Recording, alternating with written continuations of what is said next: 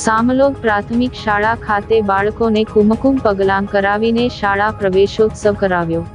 ભરૂચ તાલુકાની સામલોદ પ્રાથમિક શાળા ખાતે સામલોદ આંગણવાડી ખાતે વાગરા મત વિસ્તારના ધારાસભ્ય અરુણસિંહ રણાની ઉપસ્થિતિમાં વાજતે ગાજતે નાના બાળકોને કુમકુમ પગલાં કરાવીને તેમને પ્રવેશ કરાવ્યો હતો।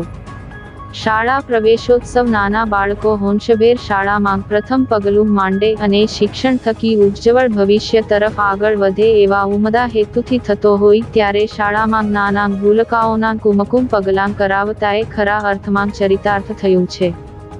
યોજાયેલ શાળા પ્રવેશોત્સવ નિમિત્તે બાળકોને મહાનુભાવોના હસ્તે બેગ, ચોપડા, પેન્સિલ વગેરેની શૈક્ષણિક કીટનું વિતરણ કરવામાં આવ્યું હતું।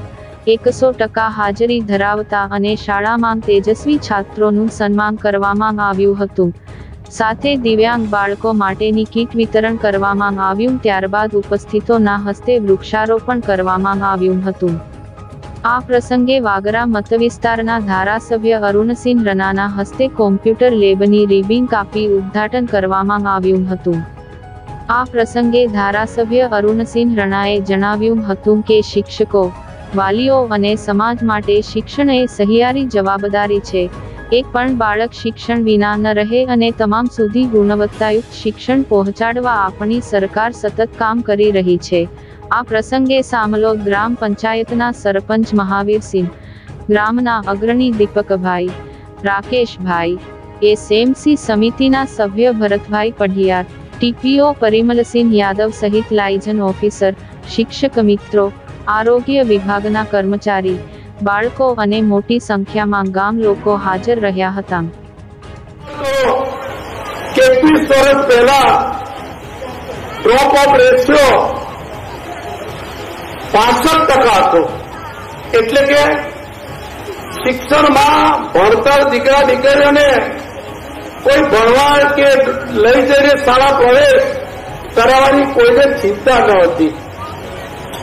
આ નરેન્દ્ર મોદીજીએ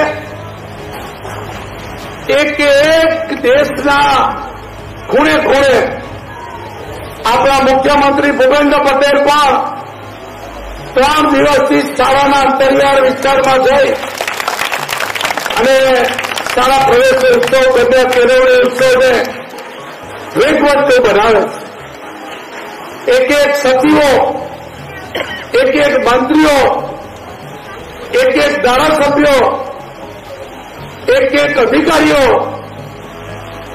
છેલ્લા 3 દિવસથી દીકરા દીકરીને ઘર જઈને આંગણવાડી બાળકોને દોરી લાવીને એનું સન્માન કરીને એની ચિંતા કરે છે।